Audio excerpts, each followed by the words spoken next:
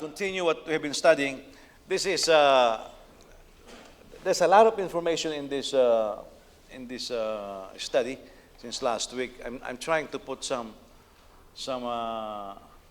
inspirational talk, but I think as a congregation we have to learn this, okay? Because I told you, for example, during the election, most people don't think. Well, the belief that you have, most of it, you never even bother to think about it, okay? Somebody tells you something and you just grab it. The advantage of the Bereans, according to the book of Acts, is they received the words of Paul gladly and then searched the scriptures daily.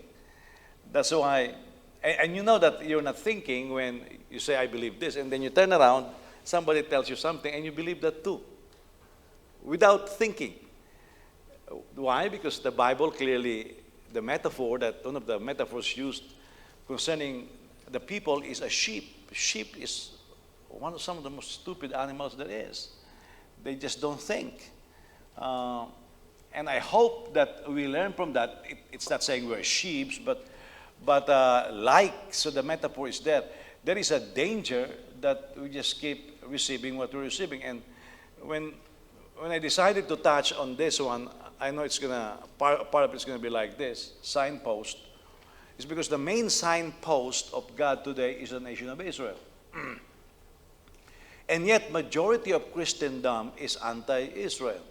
You know, and you may not know it. Some people don't even realize it. Some of you may even have an anti-Semitic stance and you don't know it. Yeah. I thought, for example, well, a lot of Filipinos, for example, we think we're not racist, but there is a built-in aberration against the blacks. If you have dark skin color, that's why it's a multi-billion peso industry in the Philippines, the papaya soap, so that you will become white, you know. And where did that come from? It's not taught in schools. It's just passed on. I have a classmate in my 4th grade. He went on to be a gangster in the Philippines. He's a kidnapper. He's a criminal, a thief, and had a shootout with the police. I don't know if he's alive. I mean, with the way he lived, by this time he should be dead, you know. But I remember he wounded himself, and me and my classmates were talking. And say, well, because he's a bad boy. You know, so look, he hurt himself. He was bleeding profusely. There was no nurse in our public school, so you just bleed. You know, you lick your wound. That's how you do it, and you tie something to it. Well, me and my friends were walking around where he was bleeding profusely. You know, when blood coagulates, it darkens. And this is what we said. Look at his blood. His name is Popeye. Look at the blood of Popeye. He is so bad, even his blood is black. Because the blood already coagulated and it darkened like black. So we little kids said, look, his blood is even black. That's how prejudicial we have become. And that is without thinking, you know. So we grew up thinking that, for example, made in the U.S. is superior product. And we don't even know that in those days, some of those made in the U.S. actually made in the Philippines. You know, it's just when the World Trade Organization finally changed all of this, if something is made in the Philippines, it should put made in the Philippines. But they used to buy shirts. One of my teachers received a shirt from his family member in the U.S. Beautiful shirt. Well, it was, you know how sometimes how do you call this? The label is very itchy. So he said, oh, I know why it's itchy, because it's thick. He said, maybe they made a mistake in the factory and put 2 labels. So he removed the other one. He wants to preserve the brand made in the U.S. You know, it's a bragging rights. Well, he peeled off the first layer. On the second layer, it says, made in the Philippines. Yeah. You know that Dunlop, Levi's, they were they used to be made in the Philippines. Texas Instruments, they were made in the Philippines. By the way, the Intel microprocessors, they were made in the Philippines before. Yeah. And we say, well, it's because of this colonial mentality. Now, I say all of that because, again, growing up, if my father is very angry with me, he will curse me. Well, he cursed me a lot, you know. And one of the curses, when you really mean, is he will call me Jewish. Yeah. Hudyo. I don't know if you, Hudyo ka talaga. Meaning, literally, you are really Jewish. Can you imagine when you're bad, you're Jewish? My father doesn't even know what a Jew is. But he will curse me that I am Jewish. I used to wonder, what in the world is that? You know, so if I want to be Jewish, I just have to be bad. Yeah, that's the thing there. So all of that are very anti-Semitic. And we don't even know that. Now, we are Christians. I explained last week that we are wild branches. Okay? Wild branches. Say wild. Wild. We're not natural branches.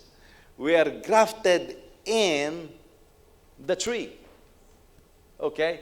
The natural branch is the nation of Israel. We are just wild branches.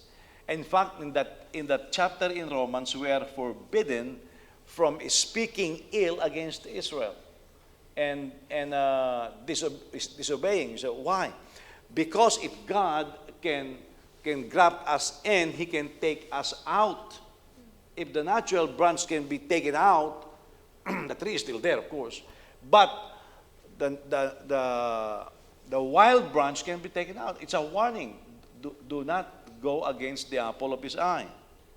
Now, we learned also that, well, one of the passages I will read, if not this morning, tonight, is Israel actually is one of the calling of the nation of Israel is to be a light unto the nations. A light. Can you imagine this? Through all the negatives and the positive that they went through, it's still a light to the nations. And I will explain that later. But when you begin to think about it, the population of the world today is something like, depends on what statistics you are reading. It's between 7.75 to 7.95 billion. Okay? The population of Israel is 0.2% of the world population. 0.2%. That's not even 1%. 0.2%. Yet you cannot pick up any newspaper at any given day without reading about Israel. It's the most widely talked about nation in history. It has watched empires rise and fall. I mean, and it stays. You know, so that is a signpost, because I will read to you later that is one of the signposts that God has placed on this earth, the nation of Israel. And last Sunday night, we ended our discussion by saying that one of the things that God wanted us to have is yearning.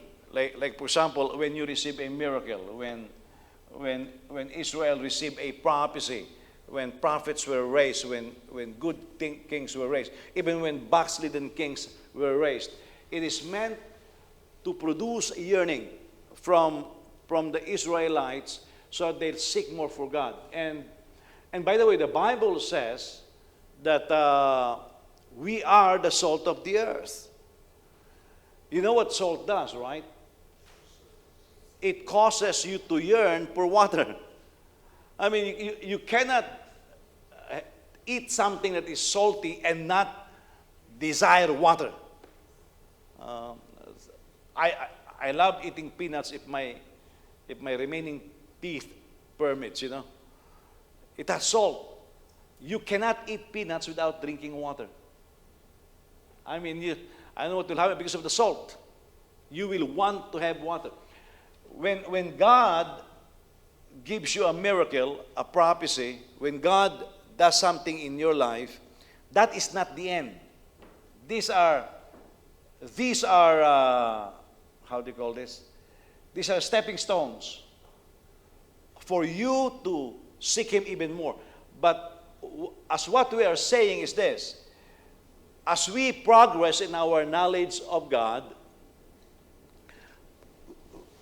sometime during that journey, we start walking away from God. We find that in the history of Israel. And yet, even though we walk away from God, we cannot get rid of an inner yearning for God. That's when religions were born. Carl Jung calls it the God vacuum. There is something inside that yearns for the supernatural, yearns for God. But then Romans chapter 1, even though they know God, they did not glorify Him as God, they were not grateful to Him. And I can bet that all of us here at a certain point have experienced a miracle in our lives. Now, the moment that miracle takes place, it should be a cause for us to say, oh, God is real. Let me find Him. Let me get to know Him even more. With all the flaws of Martin Luther, when he was old and dying, he cried out, oh God, where are you? After he accomplished the Reformation, he asked, where are you? There was an insatiable yearning for more of God. That's why it is an amazing thing to see when God can move in a person's life and then walk away. Just walk away. That is described in Romans chapter 1. Though you know God, you do not pursue Him. You begin to make God after your own image. So, going back to the Bible, the last book of the Old Testament calls the people of Israel to remember the law of Moses. Okay, let me read to you. Malachi chapter 4, verse 4. Malachi 4, verse 4. Remember the instruction of Moses, my servant, the statutes and ordinances I commanded him at Horeb for all Israel. Now, this is the last book of what we call as the Old Testament. Of course, Old Testament is a Christian term. It's not there in the Bible. The chapters and the verses are not there. It's just Bible. It's the last book of the Old Testament in the Christian Bible. Okay? But in that last book, it says, remember the instructions of Moses. That's the last book. That means between the writing of the first book, the history that transpired, and the writing of the last book, nothing changed in the law. Remember the instructions of my servant Moses, because truth is unchanging. Peter, in writing to the believers, said, while I am in this tabernacle, in this physical body, I will keep putting you in remembrance. That's the same language. I will keep reminding you. So, our problem is not the absence of information. It's the lack of application. That's why we need to keep reminding ourselves or being reminded. So, the scriptures is showing us the way forward, not only for us but for the whole humanity. Here is to move forward. You keep remembering the word of the Lord, the words of the Lord. Don't forget it. Now here is where we are displaying a lot of impatience, and sometimes we feel very self-assured, and perhaps because of youth, impetuous at times. Okay? We want to know before we grow. That's a big problem. We want to know before we grow. Somebody asked, there's a question answer thing. Will God ever allow Adam and Eve to eat the fruit of the knowledge of good and evil? That was the question. The first time I heard that question, I said, whoa, what a question. I mean, why is there a tree there of the knowledge of good and evil? Will he ever allow man to eat that? The answer of the preacher was yes. Yeah.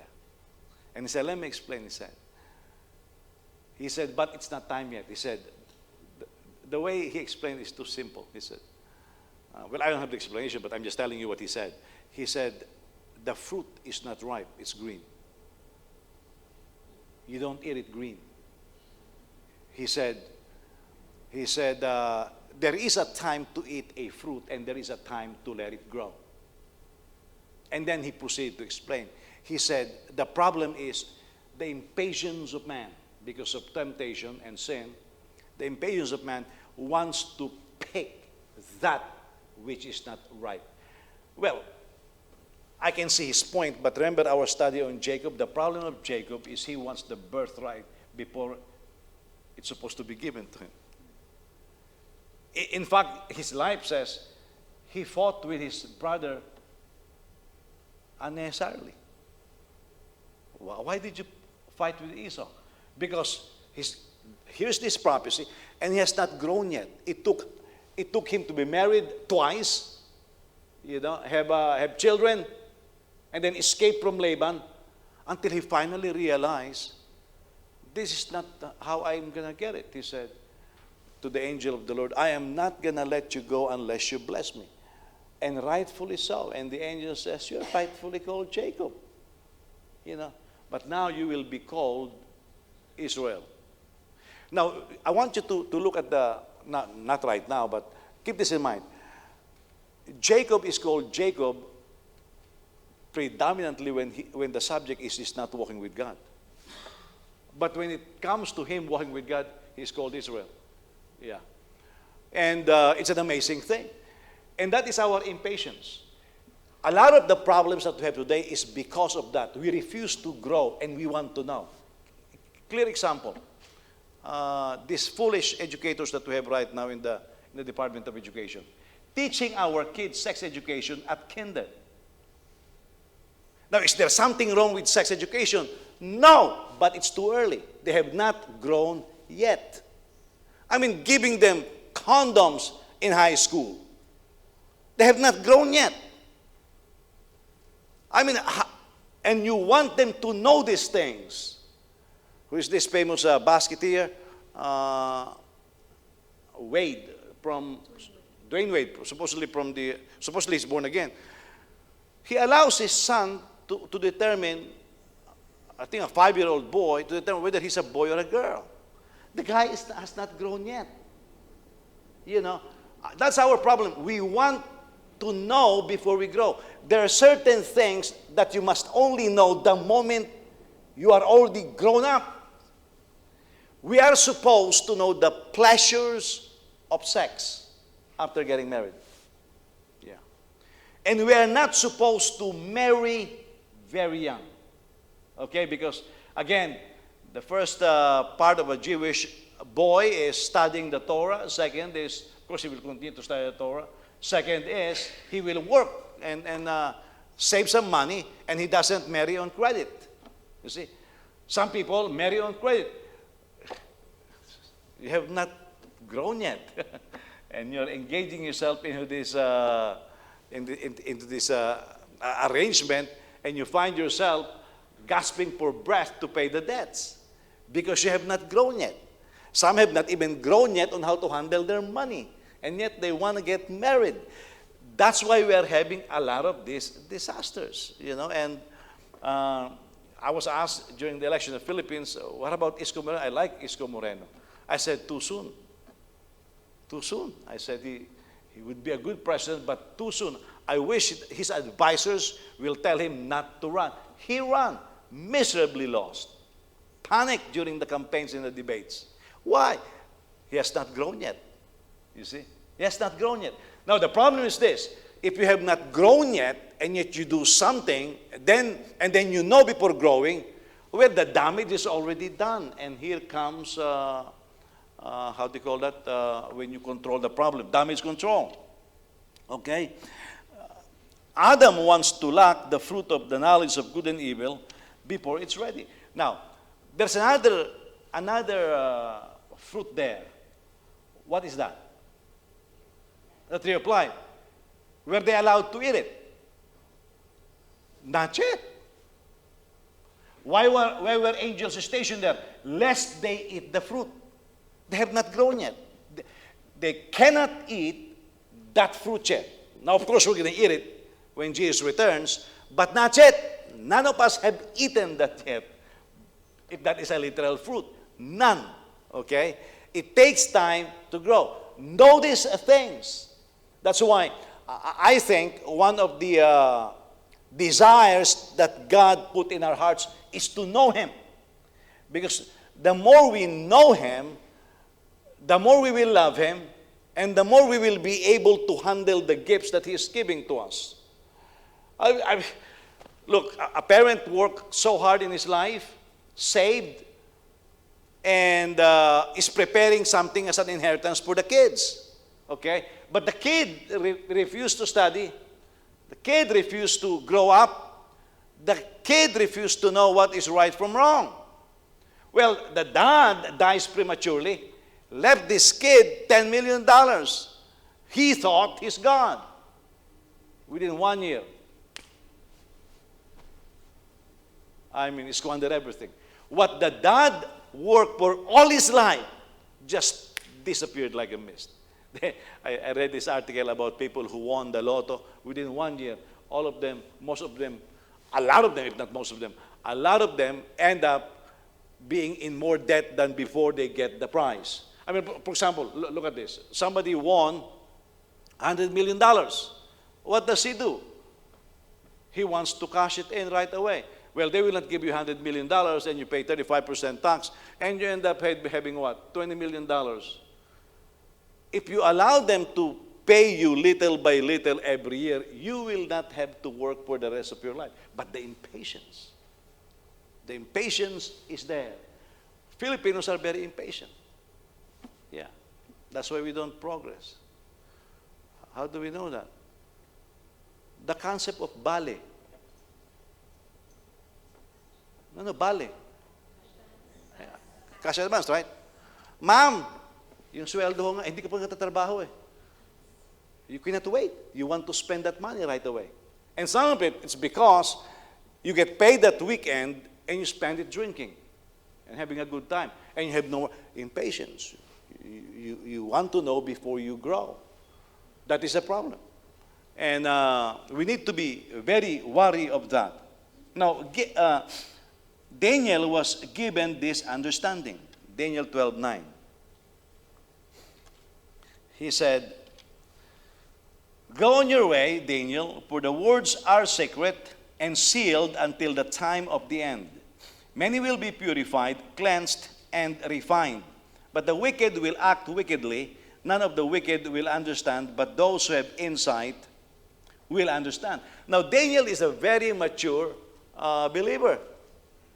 Have seen visions, survived, and all of those things became a first minister of Babylon.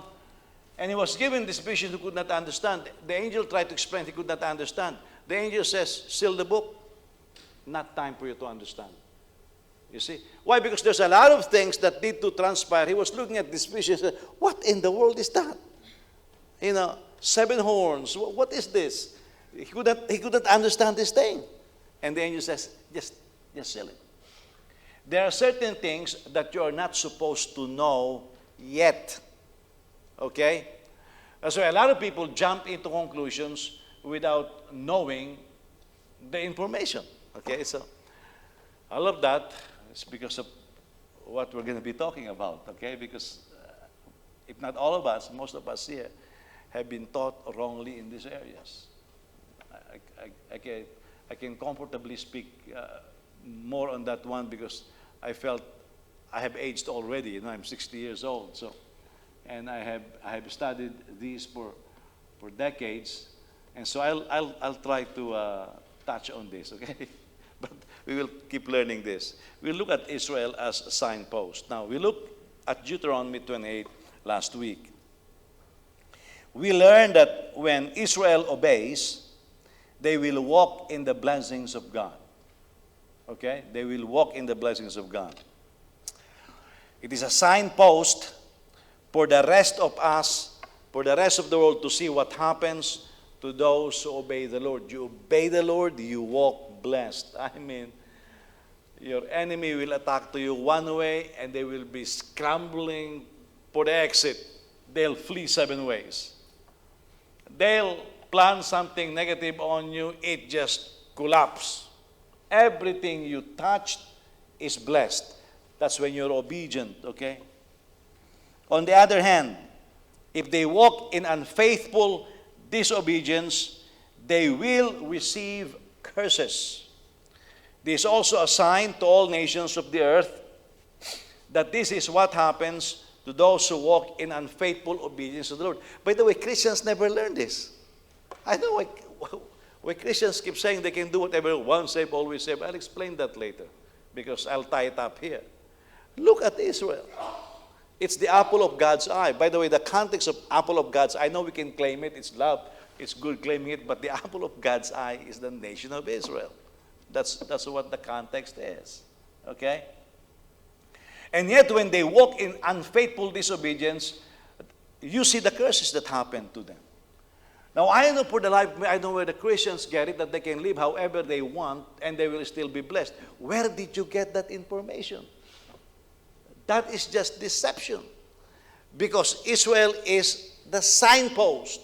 If it happens to, remember what I was saying about the branch? If the natural branch can be taken out, okay, and the wild branch can be grafted in, don't even think that as a wild branch you cannot be taken out.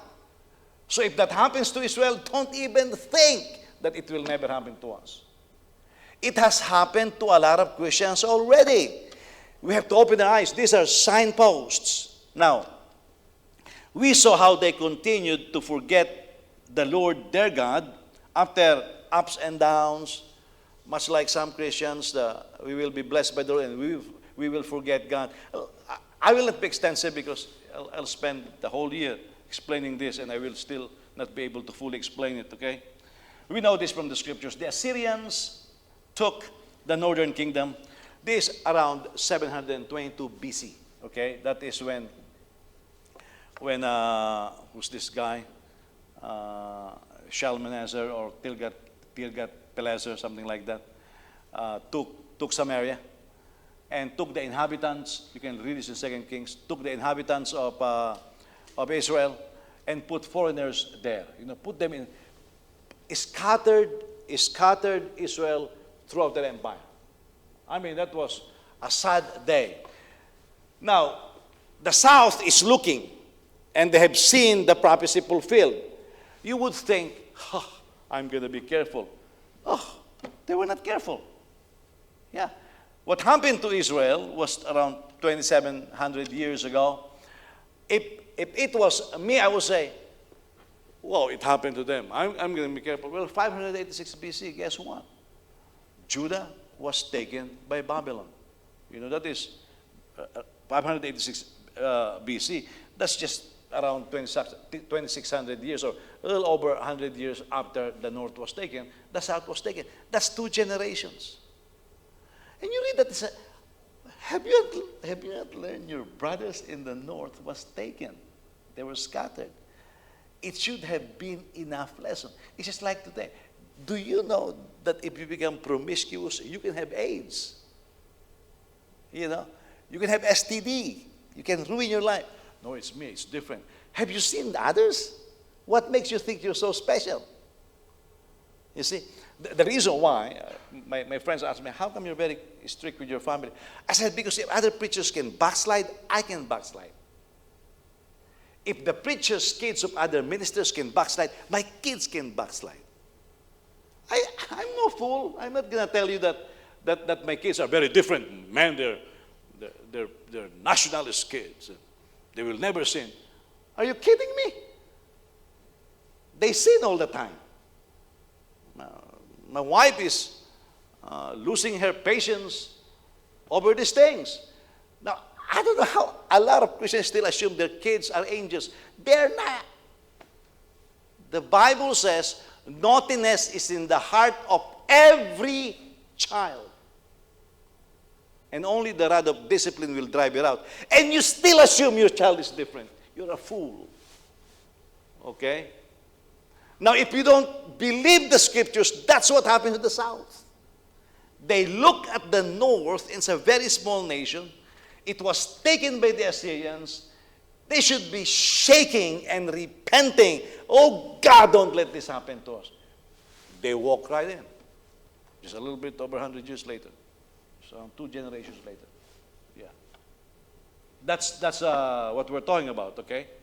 Later, of course, the temple was rebuilt, and later it was destroyed again by the Romans. That's already in 70 AD. Jesus was prophesying over this, and it was destroyed. You would think, well, that's enough lesson. They never stopped. They continue to fight. And 135 AD, I forgot who the emperor was. I think it's Vespasian or somebody. Just destroyed totally. That's 135 AD. After 70 AD, they thought, now I'm just rambling with my memory here. They thought that after destruction they repented, but they thought there's still the hope that they'll be able to rebuild it. So they rebelled. One rabbi who became a Christian, he was very prophetic. I forgot his name, but that is in history. You'll find that a priest, not rabbi, a priest took some of the priests and believers to the Dead Sea area because he knew the signs. And in 135, it was totally destroyed. Boy, that was earth shaking for Israel, because that was the longest exile, you know. All of this, though, you say, why did this happen? Well, all of this were foretold. Okay? Leviticus 26:31. I will reduce your cities to ruins and devastate your sanctuaries. I will not smell the pleasing aroma of your sacrifices. I also will devastate the land so that your enemies who come to live there will be appalled by it. I will scatter you among the nations, and I will draw a sword to chase after you. So your land will become desolate, and your cities will become ruins. That's prophesied. So, what happened was foretold by the prophets. Yeah. And by the way, every time it's about to be fulfilled, some false prophets will rise and say, the Lord will raise somebody and blah, blah, blah, and they die. They die. And I read Christian history, and same thing with Christians. The Lord will justify you. No, He will not. There comes a point when we stop listening to God, we cry, and the Lord will never hear. Okay? Now, what we read was short-lived, because Jeremiah prophesied 70 years. Look at this. Jeremiah 29:10. For this is what the Lord says, when 70 years for Babylon are complete, I will attend to you and will confirm my promise concerning you to restore you to this place. So after 70 years. For I know the plans, and this is the context, by the way. For I know the plans I have for you. By the way, I love claiming this promise, but you know the proper claiming of this promise is a person who backslid. When God says, I know the plans for you, I don't forget it. Yeah, you sinned, but I still know it. That is still my plan. Okay? I know the plans I have for you. This is the Lord's declaration. Plans for your well-being while they were slaves and poor. Okay? Plans for your well-being, not for disaster. They just experienced disaster. To give you future and a hope. You will call to me and come and pray to me, and I will listen to you. You will seek me and find me. When you search for me with all your heart, I will be found by you. This is the Lord's declaration, and I will restore your fortunes. That means they were taken from them. And gather you from all the nations and the places where I banished you. This is the Lord's declaration. I will restore you to the place from which I deported you. Now look, if you have experienced misfortune in your life, to begin with, you have dreams. You have prophecies, and then because of missteps and wrong decisions and sins and disobedience, all of these were taken away from you. So you begin to wonder, it's still true? Am I still going to be this? I was counseling one pastor who just miserably failed. And I told him, hey, listen, God called you. And he looked at me and says, really? I said, yeah. But pastor said this, what happened to me? I said, it's your doing. I told you don't do what you did, but you didn't listen. I said, but remember this, God called you. And he looked at me and says, by the way, can you still come around your house? Can you still teach me? I said, yes. Not even once did he do it. Not even once. Yeah. But when he told me I have to take care of my family, he told me, I said, man, you're cold. Am I? You see, so the promise, I know the plans for you, plans to prosper you, not to do you harm. It's because you're backslidden. So for some people who have not backslidden, that is not for you. Okay? That's for backslidden Christians. Because the moment we are in the middle of our abyss that we dug for ourselves, it's still going to happen. Can I still make it? Because, listen, when you are in the middle of darkness, it's very difficult to see the light, even in your mind. You forget what light looks like. Because, in fact, when light shines on you, like prisoners who have been buried for so long, they have an aberration towards the light. They are not used to it anymore. But God said, they say, listen, yeah, I banished you to all the corners of the earth, but I think a better translation, I still know my plans. I never forget them. It never changed. I still want to prosper you.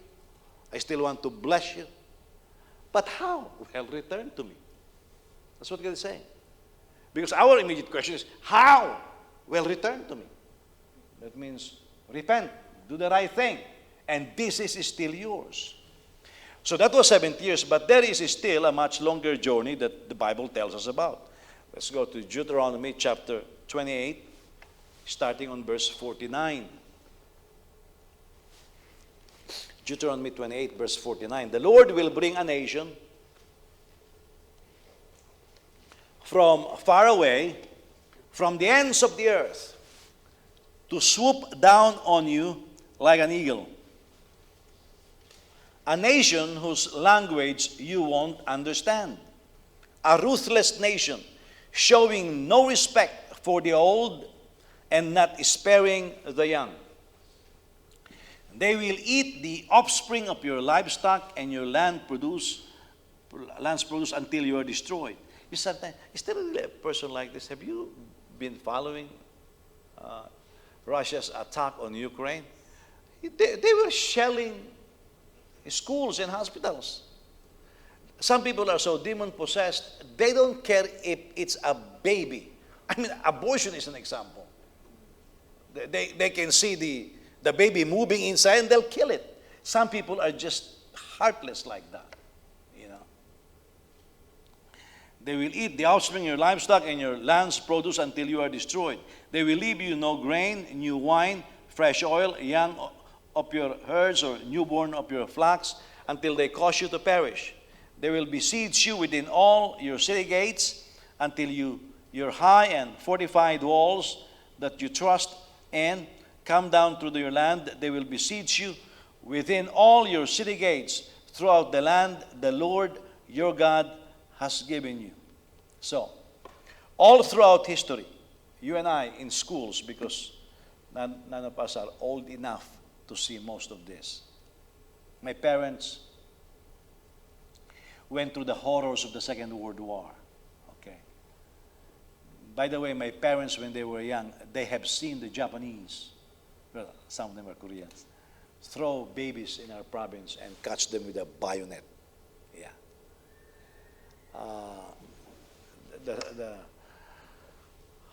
My parents loved telling me these stories when I was growing up because they want me to study and they want me to appreciate no matter how little I have. Can you imagine as a little boy? They told me during the Second World War stories of relatives having sex in front of the Japanese so the young girl will not be raped by the Japanese. And I was listening to that as a little boy. And I said, what? Nanay, is that? Yeah. And my mother was saying, you know, our family was almost annihilated because of betrayal from one of my uncles, he said.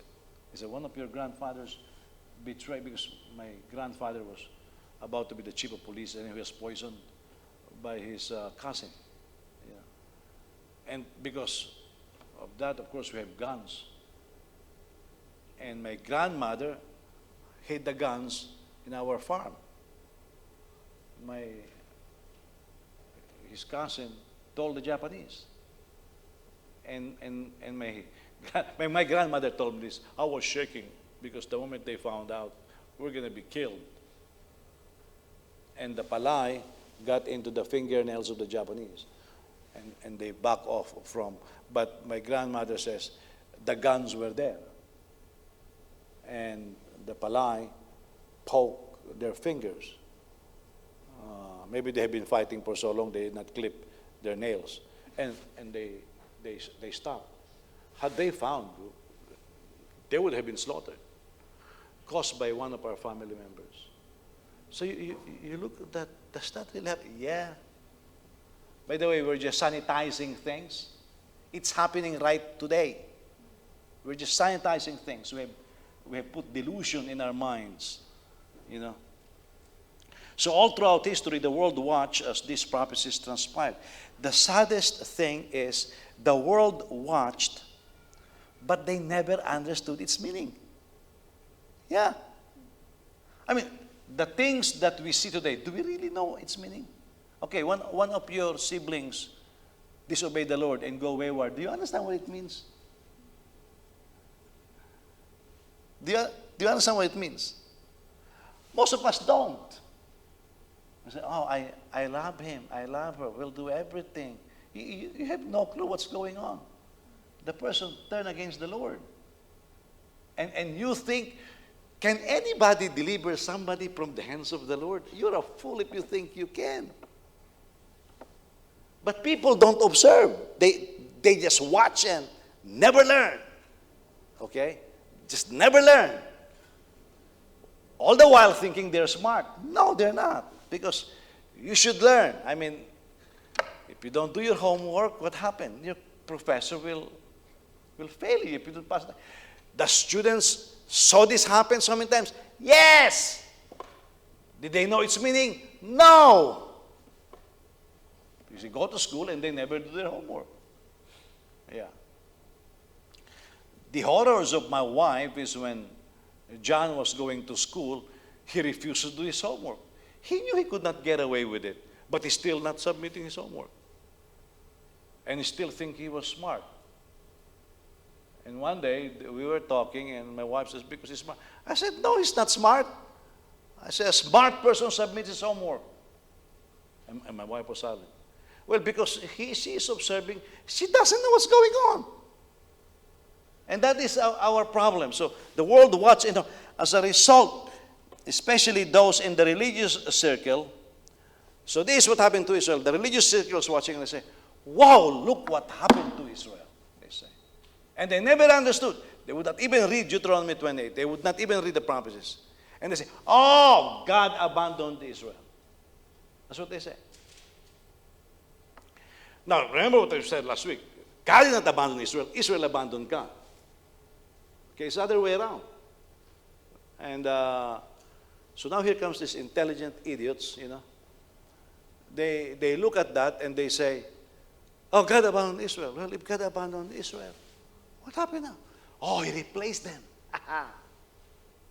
What do you mean He replaced them? Replaced them with the church. That's the birth of replacement theology. Replacement theology is over 2,000 years old. The Roman Catholics started it. It's a Roman Catholic doctrine.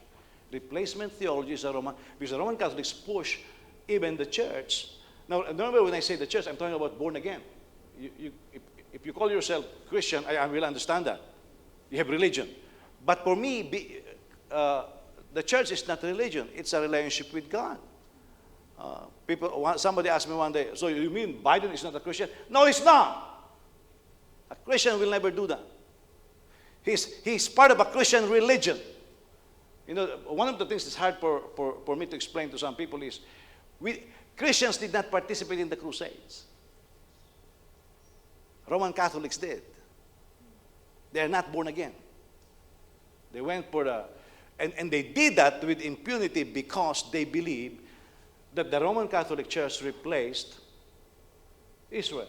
That's the beginning of replacement theology. Yeah. Well, you say, well, people should learn. Well, the evangelicals are no better. They believe that also. One of them who believed that strongly is John Calvin, founder of the Presbyterian Church. That's why Calvinists, this deep. When I say people are not thinking, Calvinists were the ones who started the doctrine, once saved, always saved. They don't know what they're talking about. And so if some of you believe that, you better change your mind. You know why? If they believe that, then why did they say Israel was replaced by the church? Think about it. If you believe that once saved, always saved, then you would say Israel is always saved. Then why in the world did you say it was replaced by the church? Very inconsistent. But again, as I said, a lot of people will just receive information without thinking through it. That is how replacement theology was born. And it was taught in the catechisms, it was taught in the church, it was taught in daily conversations. So now we begin to mock the Jews. That's why I told you, when my father curses me, and he will be very angry with me, I did something horrible, he will curse me and he will call me, you are Jewish. Hudyo ka talaga. You know. And I was, as a young man, I said, what in the world is, where did that come from? I don't even know what it means. Where did my father get that? Well, he was a Roman Catholic. He heard it from the priests. The priests will curse those who are against the church, Hudyo ka. The priest did that to us. Yeah, you say, what in the world is Pastor talking about? That's what I'm talking about. We just take informations without research and understanding. That's how replacement theology was born. Now, why do they do this? They believe that the church now will continue to be blessed, and the Jews will continue to be cursed. They will continue to live in curse. That's what they teach. Why do they do this? Because of self-serving desires, especially for those who assume that now their religion replaced Israel. Now, I'll tell you this repeatedly, no religion on the face of the earth, and no nation, especially the U.S., no nation will replace the nation of Israel. None. It's the apple of God's eye. That land belongs to Israel. And I don't care what the United Nations will do. They're still wrong. Okay? So this is what most of us do. If we are convincing ourselves to something, we solidify it with the creation of a theology. I'm telling you, most theologies are formulated out of half verses. They don't even complete reading the verse. They come up with these verses. Okay? Now remember my illustration last week. God moved. He moved again. Don't forget that move. It has a bearing on the next move. Don't forget that it's a tapestry. So they create theologies also, and some out of their wishful thinking. Now, if you do this to Israel, what happens? John complains to us so many times because, and some of the complaints is his own doing. He's not guilty of everything, but it's his own doing. And you can relate to this. If, for example, you are a person who doesn't clean up, okay? You see garbage, you don't clean up. You'll be associated with that. So if you pass by a place and it's dirty, whom will they blame? You. Because, who did this? John. Who did that? John. And John may not even be there. Sometimes John will say, Papa, I wasn't even there, but you're guilty. Why? Because you have identified yourself badly with that attitude. So sometimes you are complaining, how come it's me always? Well, because you have identified yourself with that. If you did not, you will not be blamed. But even if you're not guilty, you will be blamed because you have identified yourself with that. Okay? Now, people keep saying, well, the Jews killed Jesus. Yeah, they tried him, but hey, the Romans crucified him, okay? Yeah, the Jews were the one, but the whole world is guilty of his death. Because the whole world sin is what Jesus is paying for. Okay? So, all of this repeated. If you have watched any mafia films, these mafia godfathers is justifying their hatred for the Jews. They killed Jesus. It became part of the culture, global culture. So now, the moment you see a Jew, what do you think? He killed Jesus. Now they become an object of ridicule and mockery, and hatred, and all of those things. And it was never changed from generation to generation. That's why, look at Hitler's propaganda. Yeah. Look, we have in the Philippines, Kibuloy. What's the first name of that guy? I don't know. Reverend Pastor Kibuloy. He's the appointed son. He replaced Jesus already. And I've heard him say this. He said, I am the most important person in the world today that you should know. Can you imagine the audacity? He believed that he is the most important person that you should know today. He's part of this replacement theology. He believed he replaced Jesus. We have a religion in the Philippines called Rizalista. The former Senate President, Big Soto, right? He is a Rizalista. He's a descendant of the famous broadcaster Rizalista, Damian Soto. And I used to listen to Damian Soto when I was a little boy. Why? Because it's entertaining, He said, the Jews have Jesus. The Arabs have Muhammad. And the Chinese have Buddha. The Filipinos have Rizal. Yeah, that's why we are Rizalistas. That's what he will say. And there are Rizalistas. They think that way. And of course, he will curse also like Duterte, And that's what happens. So, when you begin to see that, that's also prophesied. Look at this. Deuteronomy 28:36. Deuteronomy 28:36. The Lord will bring you and your king that you have appointed to a nation neither you nor your ancestors have known. And there you will worship other gods of wood and stone. You will become an object of horror, scorn, and ridicule among all the peoples where the Lord will drive you. You see, object of ridicule. That has happened. It's in the prophecy. Okay? Replacement theology says that Israel have already been replaced by God. And so many claims they are the replacement. That is a lie. It's a belief system. Of course, it's around 2,000 years.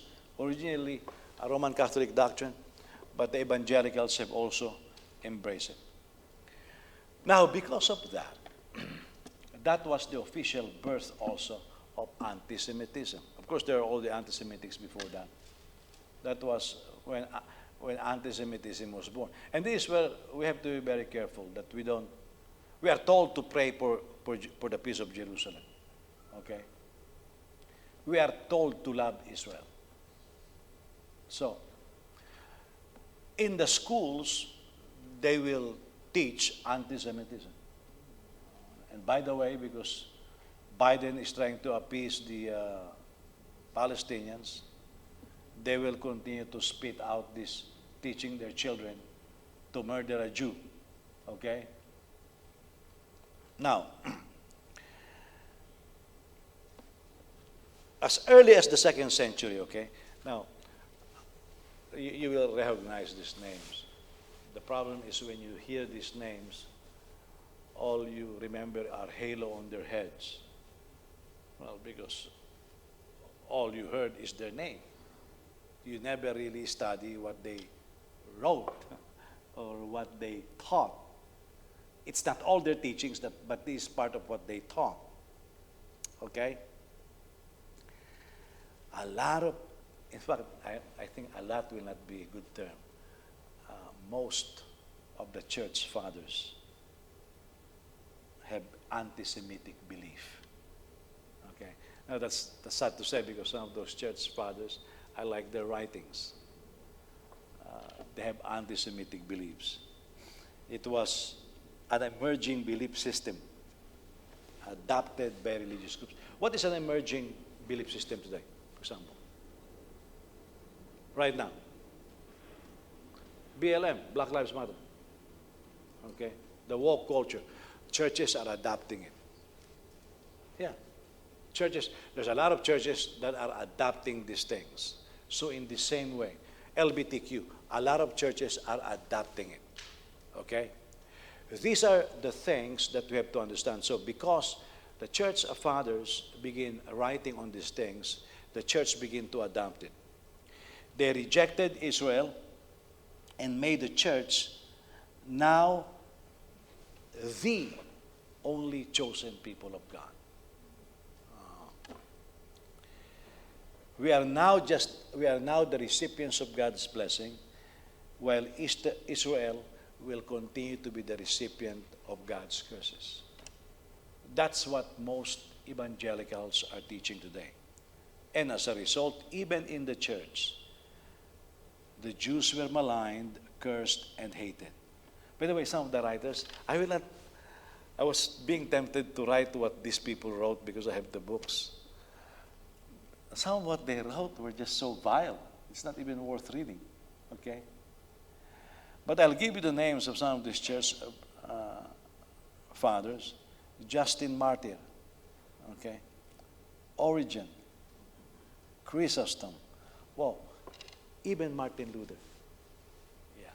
I have his book. He wrote the book. I think the title of the book is The Lies of the Jews, something like that. I have the book. He said, where did you buy that? Well, I want to verify that really what I've been learning is true. And it's true. I mean, they call the Jews reprehensible, all kinds of negative things. Now, this is in the church. Of course, originally the Roman Catholic Church. This is in the church. Yeah. And it spread. Now, because of that.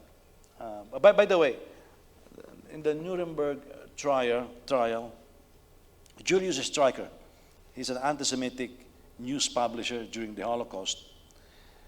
He said this regarding Hitler. He said, Hitler said nothing worse against the Jews that had not been pronounced some 400 years ago by Martin Luther. And he was right. Yeah, some of the things that Hitler said were actually said by Martin Luther. Yeah. Of course, the Lutherans will not tell you that. But I am telling you that. Because I don't want you to be caught by these teachings that are just, we don't think, we just absorb this, you know. Well, of course, that's part of my role also as a minister to make sure that these are. Now, because of this, Jews began, as I was illustrating earlier, if you develop a bad reputation, you will be blamed for everything, you know. Right now, if there's a food unfinished in the house, my wife will blame James or DJ or John because they buy things they don't finish. Tough, but that is their reputation. So now, because of this repeated teachings, can you imagine the Jews were blamed for the Black Death in Europe? They blamed the Jews for that. Now, when you blame people for destructions like that, what happened? It results in the destruction of over 200 Jewish communities all throughout Europe. As a result, over 10,000 Jews were slaughtered in 3 German towns because of Black Death. Yeah.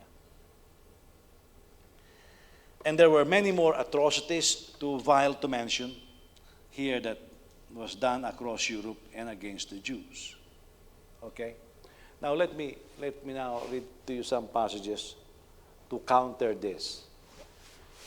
Because I don't want you to be like them who believe that the Lord has forgotten Israel. The replacement theologians are quoting passages like the one in Jeremiah chapter 3, verse 8. Jeremiah 3, verse 8.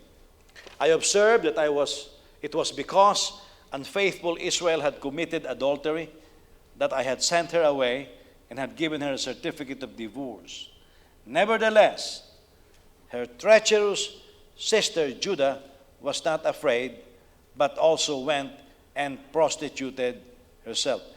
The statement of divorce is being used to justify their wrong teaching. The problem here is this. The passage did not tell us that God divorced his people. He's rather telling Judah. By the way, Jews, of course, was originated from Judah, okay? What he's telling them is punishing the 10 tribes for not repenting and because of their unfaithfulness. He's warning Benjamin and Judah. But they did not listen, okay? But there are other passages that talks about their return. Because the promises of God are also forever. Let's go to Genesis 17:7. Genesis 17:7. I will confirm my covenant that is between me and you and your future offspring throughout their generations. Look at this. It is a permanent covenant. Say permanent. The covenant of God with Abraham is permanent. You know what permanent means? It stays. So I know when Christians today say, that's over. How can it be over? It's permanent. Okay, you know the difference between permanent and over? When something is over, it's not permanent. But God said this, covenant that I have with you, Abraham, is permanent. Not only to you, but to your offspring after you. And to you and to your future offspring, I will give the land where you are residing, all the land of Canaan, as a permanent possession. The UN is trying its best, and the world is trying its best to dispossess Israel of the land. God says that's yours permanently. And I will be their God. God also said to Abraham, as for you and your offspring, after you throughout their generations, you are to keep my covenant. Chapter 4, verse 31 of Deuteronomy. Chapter 4, verse 31 of Deuteronomy. He will not leave you, destroy you, or forget the covenant with your ancestors that he swore to them by oath, because the Lord your God is a compassionate God. He even says, I will not forget it. Now that the passage in Isaiah now becomes very meaningful. So even though they have to be disciplined because they did not walk in the ways of the Lord and they were banished from the land, God says, I know my plans for you. You know why? Because God says, I will never forget you. Yeah, I will never forget you. By the way, we do that the same thing. Hey, no, I'm just spitting out. I saw your son. He's very poor. He's doing bad. I thought he will take over your company. And you answer, yes, and I still hope so. But he's got to straighten out. And I'm getting old. I'm running out of time. He can still run my company, but I'm getting old. If my son don't turn around, I'll be forced to turn this over to somebody who will make the company run right. Because I have employees. They have families. But their plans is still the same. So God is looking at these people being disciplined. I still know my plan. You are light unto the nations. You're the apple of my eye. You're Abraham's offspring. I love you and I care for you. I know my plans for you. My plans is not to harm you like this. You brought it upon yourself because you prostituted yourself to the idols. It's not me, it's you. You jumped into it. Okay? Because the Lord your God is a compassionate God. Isaiah 41 verse 8. But you, Israel, my servant, Jacob, whom I have chosen, descendant of Abraham, my friend, I brought you from the ends of the earth and called you from its farthest corners. I said to you, you are my servant. Now this is referring to Israel. You are my servant. I have chosen you. I haven't rejected you. Look, they look rejected already. But God says, no, I haven't rejected you. Yeah. By the way, when the prodigal son left, did the father reject him? He rejected the father. You see, to perspective. The father was longing for him. Return, return. He was eating swine food until he figured out, why am I doing this? If I can no longer be a son, I'll just be a servant. They eat better there. You see, we keep thinking, well, God rejected. No, God doesn't reject these people. It's just like God doesn't reject us. We're the ones rejecting him. Yeah, we're the ones rejecting him. We should not only choose scriptures that will confirm our firmly held beliefs, we need to consider all scriptures. Why? Because they are inspired. All scriptures are inspired by God. By the way, when that is being quoted by Paul, the only scriptures back then was what we call as the Old Testament. And Christians today says, don't read it anymore. It has no value. Paul said that's inspired. We have to be careful what we read because, especially now, by the way, a lot of theological commentaries right now are being rewritten. My favorite commentary is the original version of the International Critical Commentary. I love it because of its historical research and grammatical studies. Okay? But when it was first written, it was highly critical and it is considered to be very liberal. But I read that commentary, I still read that. I read that commentary now, it's very conservative compared to the new commentaries being written. Yeah. Written by conservative commentators. They are more liberal than the original version that I have. Yeah. Why is that? Because we keep forgetting. You know, that's why I keep telling you guys, go and read your Bible. And don't just read the New Testament. Don't just read the writings of Paul. Start with the book of Genesis. You know, whenever I redo my Bible reading, I start with Genesis. Yeah. I always start with Genesis. I don't start with Matthew. It was not the first book written. I start with Genesis. And after reading the Pentateuch, I will go and read the Gospels and then go back and forth. That's how I do it. But I will not be able to understand the New Testament unless I know my Old Testament. Okay? So, don't just concentrate on the New Testament. Don't be lazy. Read the whole thing. Okay? So the land belongs to Israel. It is God's gift to her. It is promised to Abraham. And God will never go back on His word. By the way, it should be an encouragement to all of us. Whatever promise God made to us or gave to us, He never walks away from that promise. Okay? We are the one who walks away from it. Now, there is a relationship. It's difficult for me to explain this. There is a relationship that God keeps talking about the land, There is a relationship, a spiritual link between the land and the people of God. Have you noticed when God created the earth, where does He go all the time? To the Garden of Eden. By the way, seeds were already in the ground, but there was no rain, there was no water. It's not growing. God doesn't want, why nobody will take care of it? There's a small portion on the face of the earth called the Garden of Eden. That's where God put the man and the woman. God goes there every afternoon. They say it's around 2 p.m. because when you go in Israel at around 2 p.m., cold breeze, because in the cool of the day, cold breeze blows in the land. It's an amazing. I like what some commentators said. They say it's like an altar. The whole nation is like an altar. It's my first impression when I first went there was it is very conducive for prayer and meditation.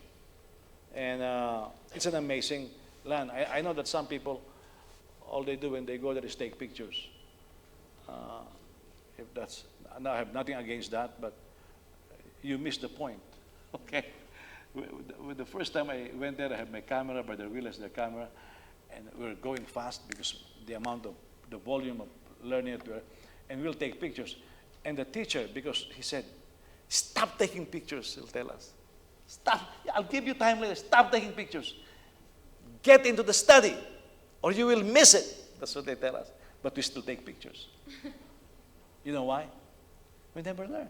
We're hard-headed. Yeah. But there is something very spiritual about that land. I remember the first time I went there, I ended up reading the prophets. It became more meaningful to me. I understand it more, and because I can understand the teachers and ask them about these things, and tremendous learning time for me. So there is a relationship, a spiritual link between the land and the people. That's part of God's prophetic tapestry. By the way, when Jesus returns, we will live there. That's going to be where the New Jerusalem is. So, when Israel was exiled, now the yearning began to grow. Why? Because the land became desolate. I told you this last week. The land is waiting for the return of the people of the book. Let me read to you Leviticus 28:32. Leviticus 26:32. I also will devastate the land so that your enemies who come to live there will be appalled by it. But I will scatter you among the nations, and I will draw a sword to chase after you. So your land will become desolate, and your cities will become ruins. You know, Yasser Arafat, when he was alive, he made a speech. I think I wrote it somewhere here. I think it was in 1974, a speech in the United Nations. He said this: before Israel came to repossess the land, he didn't use the word repossess. He said, the land of Palestine is verdant like the Garden of Eden. Yasser Arafat says that. You know what when Yasser Arafat says that, he was lying.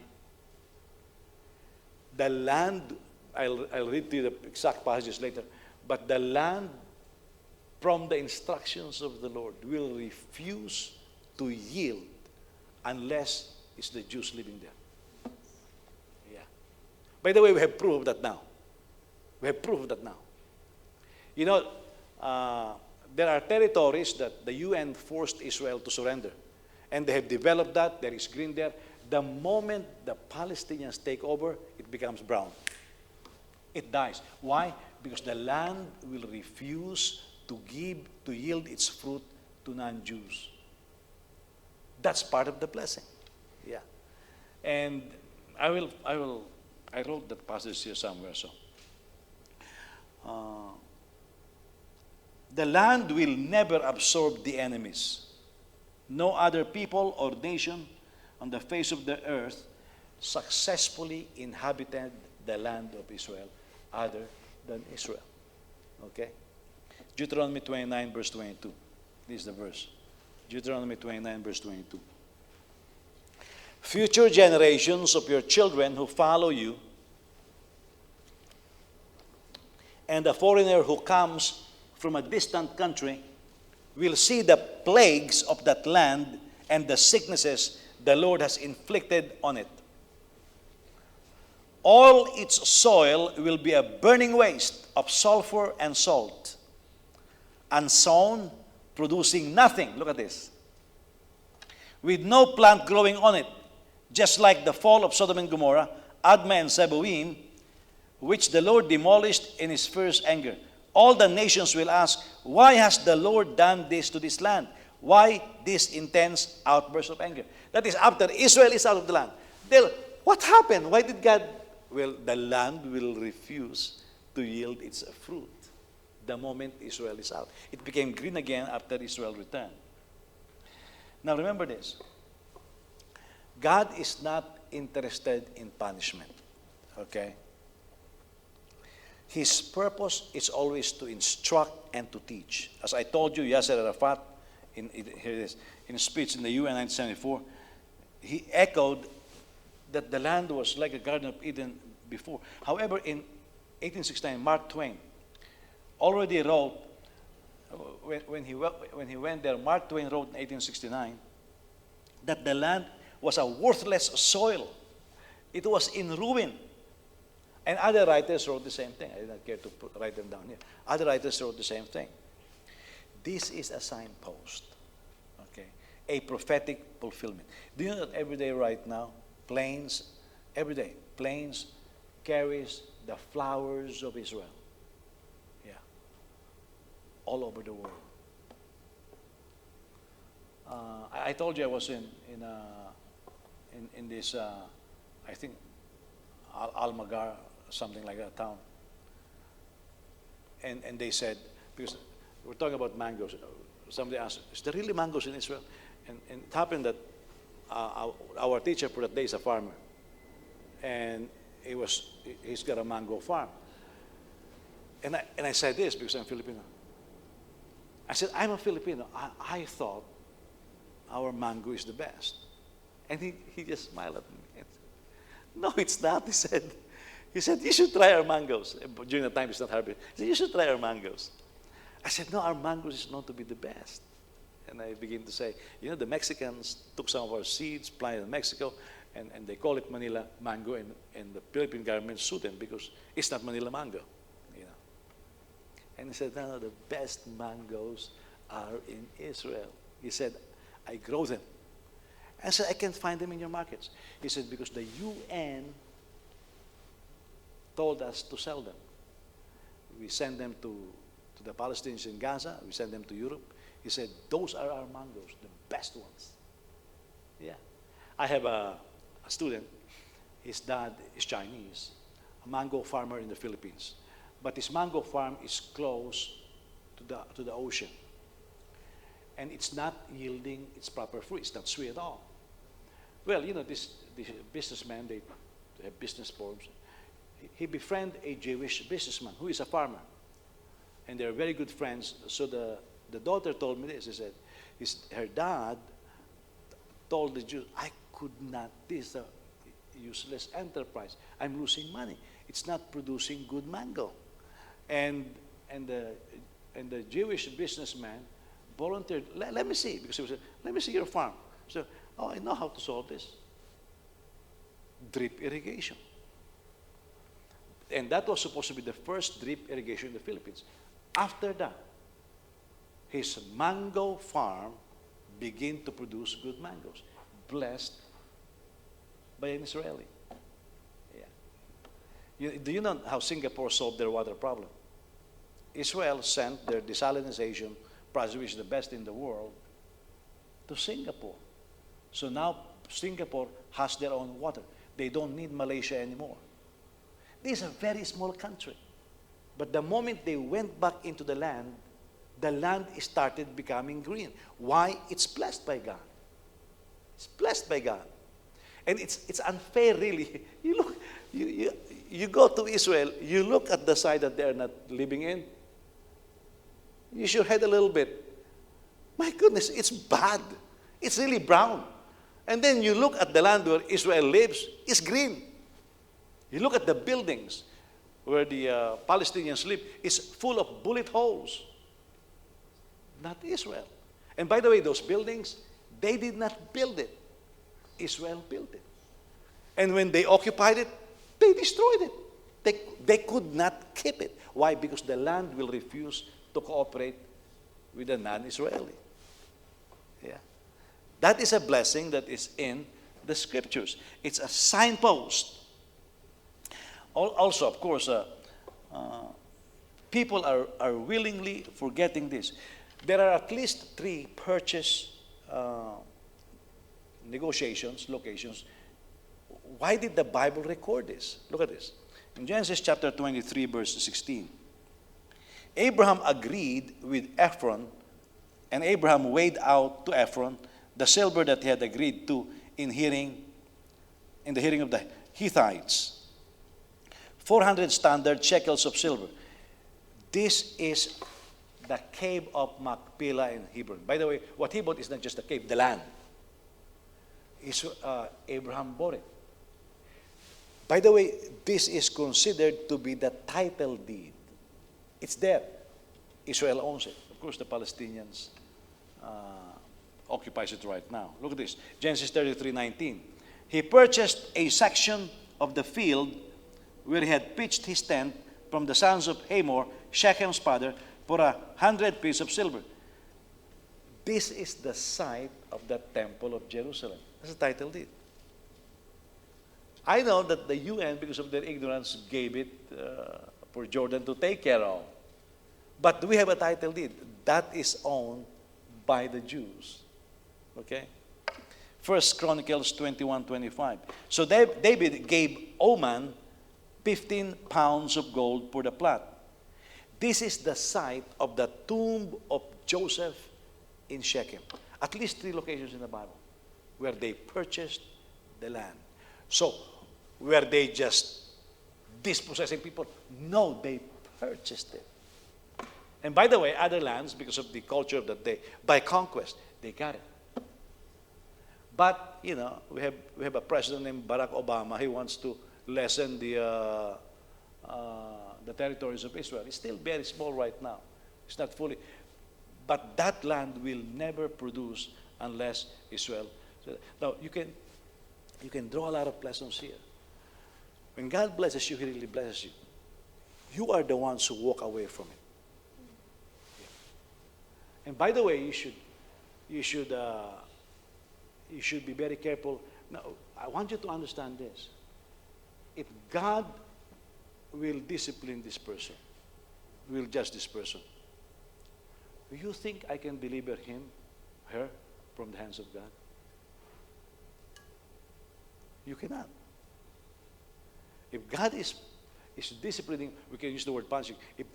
Because of disobedience, if God is delivering or allowing a person to be delivered in the hands of the enemy because of disobedience to God, do you think you have the strength of arm to deliver him from that? But Christians try. And they think they are doing the will of God. You are fighting God. I will bring you back to my teachings in Hebrews. Bless those whom God is blessing. Okay? Because if you bless those whom God is cursing, you are actually fighting God. You may find yourself fighting God. Okay? Now that is a very simple teaching. But when the person, like when Israel began to cry out to God, and I mentioned partially some of that last Sunday night, and God listens and brings them back to the land. It's the fulfillment, the time of fulfillment of prophecy. We are living there right now. You look at Israel. Again, if Jesus does not return in this season of human history, I don't know when, because again, the rabbis, some of the rabbis are saying, the prophecies are fulfilled. Our Messiah has to come now. And again, I told you, Rabbi Pishak in the regions of Ephraim told us this. We know that you are waiting for the second Messiah, for the second coming of the Messiah. We are waiting for the first coming. Because by the way, strict Jewish doctrine, Jesus is not their Messiah. Because we Christians believe he is God. But the Jewish Messiah is man, anointed by God, that will bring in the Messianic rule.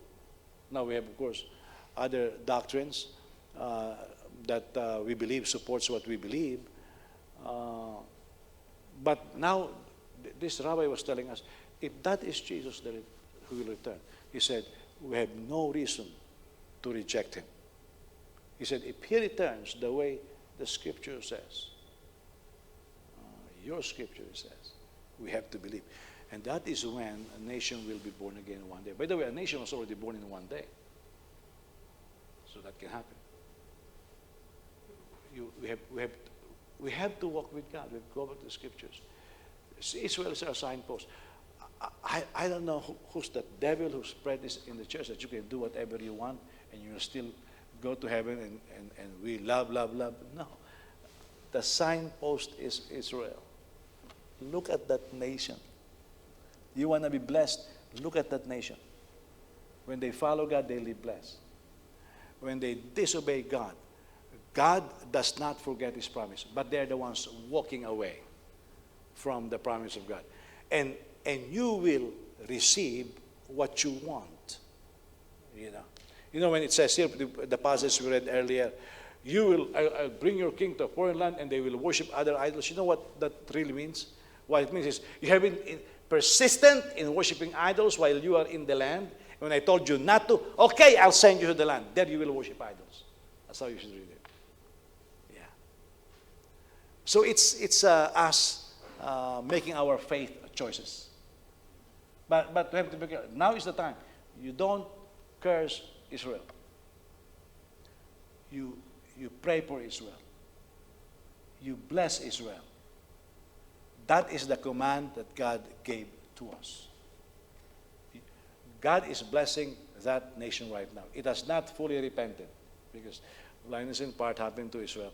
But boy, the blessings, I'll itemize some of those tonight, is there.